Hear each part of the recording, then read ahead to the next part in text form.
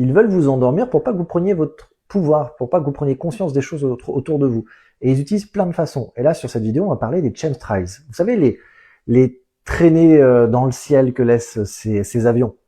Donc, il y a deux discours. Soit dans la théorie complotiste, c'est un épandage de certaines choses, d'aluminium, de barium et de strontium, qui sont tout simplement des produits chimiques et des métaux lourds. Ou alors, c'est juste de la condensation des avions.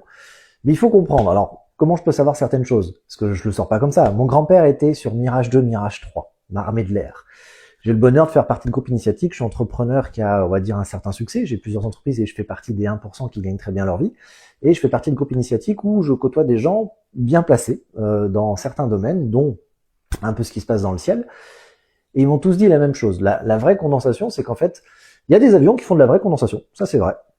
Mais le nuage disparaît petit à petit parce que c'est de la glace et la glace, au bout d'un moment, tombe et en tombant, en fait, ça crée une friction, une chaleur et elle s'évapore.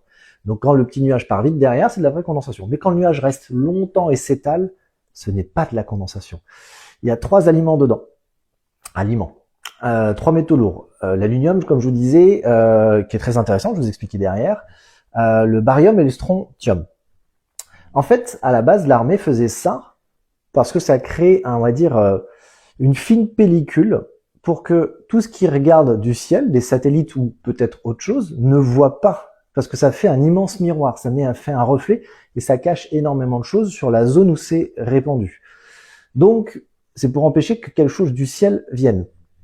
La deuxième chose, c'est que si vous ne connaissez pas le projet HARP, H2ARP, qui est totalement documenté, qui fait partie de l'armée américaine, mais il y a d'autres pays qui l'ont, c'est qu'ils jouent avec la ionosphère à travers les ondes pour créer des climats ou jouer avec les ondes qui peuvent créer des séismes, des choses comme ça.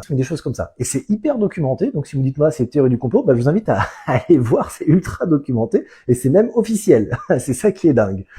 Donc voilà. Donc ils se sont rendus compte que avec ces métaux lourds en petites particules qui sont partout, en fait ils ont un meilleur contrôle de la ionosphère et des ondes quand ils les envoient, ça résonne mieux. Donc du coup ça peut amplifier le projet HARP.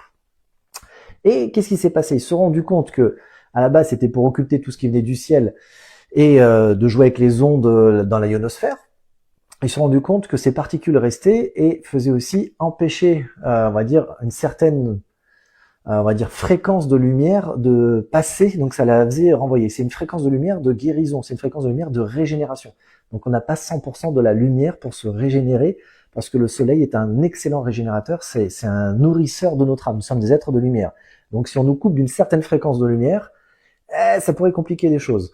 Et il s'est passé quelque chose qui s'en sont pas rendus compte. L'aluminium essentiellement, parce que les deux autres c'est des isotopes radioactifs, c'est juste de la merde, c'est du poison en bas. Mais l'aluminium, quand il descend et qu'il se met dans l'atmosphère, et quand on le respire, ou qu'il va dans les aliments qu'on le mange, on ingère de plus en plus d'aluminium dans le corps. L'aluminium est un poison incroyable. Et on s'est rendu compte que l'essentiel des gens qui ont des problèmes au niveau cognitif, au niveau cérébral, Alzheimer, c'est qu'ils ont un taux d'aluminium plus élevé que la moyenne dans leur corps. Donc, on se retrouve à être empoisonné continuellement. Et vous savez ce qui se passe avec l'aluminium? Vu qu'il se loge dans le cerveau, même si c'est un microgramme, il prend sa place, il court-circuite le cerveau. Et quand on court-circuite le cerveau, on ne peut pas utiliser ses qualités, ses compétences, tout ce que le cerveau pourrait nous aider à avoir, comme de la télépathie ou nos intuitions ou un 6e sens, parce que ça fait partie du cerveau. Eh bien, ça le court-circuite et on ne peut pas l'utiliser correctement. Et vous savez, en plus, petit détail, c'est que j'ai le bonheur de croiser des gens très très aisés. Et je parle même de milliardaires, qui est un de mes mentors, et dit tout simplement, tout le monde chez eux ont des purificateurs d'air avec des gros filtres où ils passent une grande partie de leur temps à être dans une pièce, à respirer un autre air pour nettoyer les poumons, ce qui nettoie régulièrement leurs poumons. Donc voilà, si tout ça, ça peut vous aider,